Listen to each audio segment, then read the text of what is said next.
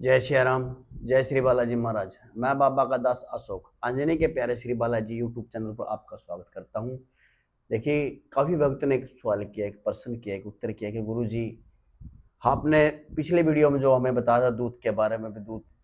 मिलने के क्या संकेत होते हैं, दूध के मतलब कार्यक्रम क्या होते हैं, दूध की पूजा पाठ क्या होती है, उसकी साधना क्या होती है, उसकी मतलब मालाएँ क्या होती है, उसकी मतलब सब प्रकार से आपने जो पिछले वीडियो बनाए थे उन्होंने बड़े ध्यान से देखे और बड़े ध्यान सुने। लेकिन गुरुजी, हमें ये बताइए कि हमारी बात में ये समझ में नहीं आ रही कि मतलब हमें पता कैसे लगेगा मतलब हमें दूत महाराज प्राप्त हुए, उनकी पहचान क्या है, हमें ज्ञान कैसे होगा, किस माध्यम से, सुपने के माध्यम से होता है या किसी और माध्यम से होगा? कृपा करके गुरुजी हमें स्पष्टकरण से बताइए। देखिए, सबसे पहले उन सभी भक्तों का मैं अंजनी के प्यारे श्री बालाजी यूट्यूब चैनल पर जुड़ने के लिए स्वागत करता हूँ और धन्यवाद करता हूँ। और बालाजी महाराज से प्रार्थना करता हूँ कि हे बालाजी महाराज, जिस भी क्षेत्र में कार्य कर रहे हैं, जिस भी इनके दिन दुगनी इनको रात चौगनी तरक्की दे, मान ले इनके घर में सदा खुशियों के भंडार रहे। रही बात, देखिए बाप कह रहे भाई हमें दूध का पता कैसे लगे, हमें दूध प्राप्त हुआ, हम उसकी कैसे साधना कर सके, उसका कैसे पता लग सकता। आप इस बारे में देखिए, सबसे पहले तो मैं सभी भक्तों से एक प्रार्थना करता हूँ, भगत जन जो भी वीडियो देखते हैं शुरू से लेके और एंड तक देखें, तभी आपको बीच में वीडियो के बारे में पता लगेगा, दूध के बारे में तो बीच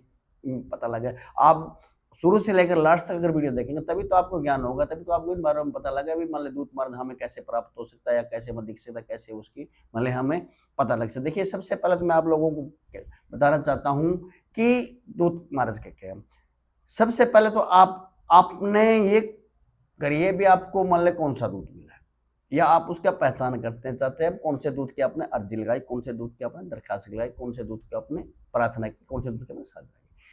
रही बात दूध के बारे में, पिछली बार बता चुका हूँ भी क्या क्या इसकी एक्टिविटी होती है, क्या क्या इसकी तरंगे होती है, क्या क्या इसका अनुभव होता है, क्या क्या आपके साथ बनते हैं, क्या क्या आपको मतलब शरीर में कैसी चीजें प्रवेश करती है। रही बात आपको पता कैसे लगे, सबसे पहले तो आप मैं सभी भक्तों से एक बात कहना चाहता हूँ। देखिए, हमारा जो हिंदू का धर्म है, हिंदू के धर्म में क्या होता है कि हमारे जो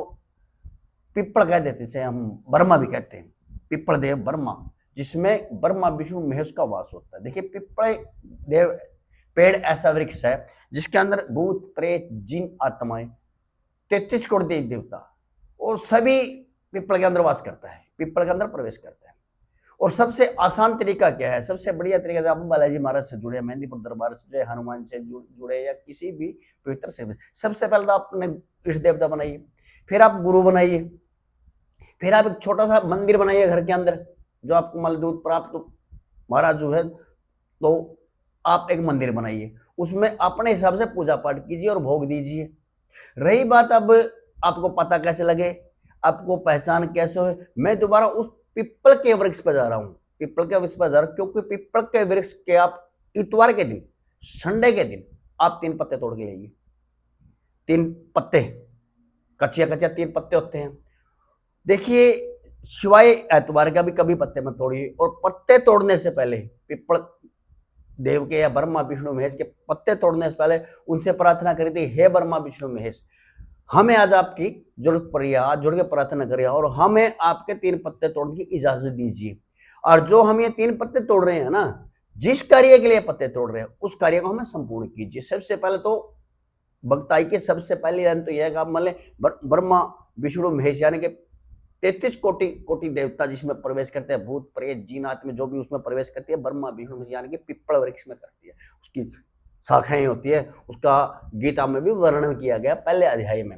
देखिए, उसमें क्या है, आपको क्या करना है, 3 पत्ते जुड़े हुए पत्ते होने चाहिए। आप तोड़ के एतवार को तोड़ के लेके आइए, आप सोमवार को गंगा जल में स्नान करिए या गौमूत्र में या मल्ले जल के अंदर उसके स्नान करवा के मंगलवार की शाम रात को, मंगलवार को हनुमान जी के दिन आपको क्या करना,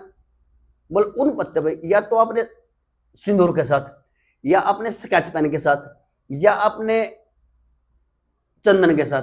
एक पे अपने श्री राम लिखना, एक पे सीता माता या जानकी माता, एक पे हनुमान जी, हनुमान जी लिख दिया। तीनों पत्तों को फोल्ड कर लीजिए और रात के सोते समय, सोते वक्त जब आप सो रहे हैं, अपने तकिए के नीचे, सिरहाने के नीचे रख दिए। और सोने का तरीका क्या है, आपका दक्षिण की सिर्फ सिर होना चाहिए और उत्तर की सिर्फ आपके पांव होना चाहिए।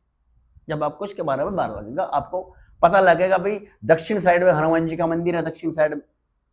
में उसका सिर होना चाहिए। बालाजी महाराज दक्षिण साइड में विराजमान है मेहंदीपुर में, दक्षिण साइड में आपका सिर होना चाहिए और उत्तर साइड में आपके पांव होना चाहिए। आप आराम से निश्चित होकर जब आप सोते हैं ना, तो हनुमान जी, श्री राम, सीता माँ से प्रार्थना करना कि हे माता रानी, हे हनुमान जी, हे रामदूत, कि जब भी अपने हिसाब से सीता माँ से, अंजनी माँ से, जैसे भी आप उससे प्रार्थना कर सके उससे प्रार्थना कीजिए। और उससे देखिए मुझे बालाजी महाराज की कृपा से, श्री रामचंद्र की दया से, कृपा से कि हमें दूत महाराज प्राप्त हुआ है। हमारा घर के अंदर मान ले दूत महाराज मुझे प्राप्त हुआ, उस दूत का हमें हुलिया बताइए, उस दूत की हमें पहचान बताइए, विद्युत किस प्रकार, कैसे हमारे पितर देवता आपको दूत बनाया, अपनी तरफ से आपने दूत दिए हमें लंगरवीर के रूप में, या हमारे जो संकट है उसको हमने आपने दूत बना के हमें भेजा। देखिए जो आपकी, जैसी आपकी श्रद्धा, जैसी आपकी भावना, उसी हिसाब से आपको सपने के अंदर ये आपको करना है। कम से कम 7 मंगलवार, पत्ते एतवार को तोड़ने हैं। 7 मंगलवार आप कीजिए, अपने सिरहाने के नीचे उसे पत्ते को, तीनों पत्ती जुड़ी होती है, कच्ची कच्ची पत्ती, उसमें मैंने जो बताया अभी, हनुमान जी, सीताराम जी और सीता माता, जानकी माता, राम जी, सीता माता, हनुमान जी के नाम लिख कर पत्ते पर, या अष्टगंध के साथ लिखिए, या चंदन के साथ लिखिए, या स्केच पेन के साथ लिखिए, मान ले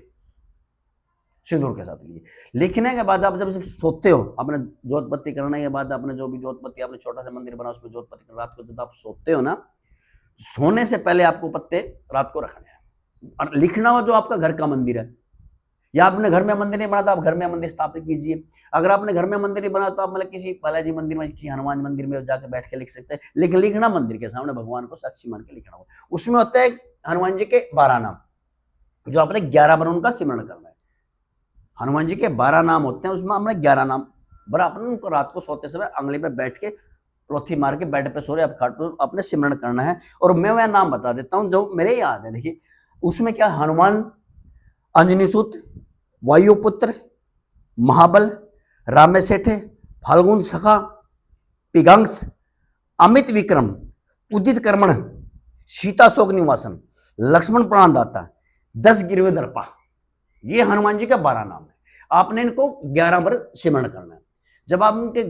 हनुमान जी के 12 नामों को 11 सिमरण करके, राम जी से प्रार्थना करके, सीता माँ से प्रार्थना करके और हनुमान जी से प्रार्थना से आप सोते हो रहा, आपके सपने के माध्यम से, आपके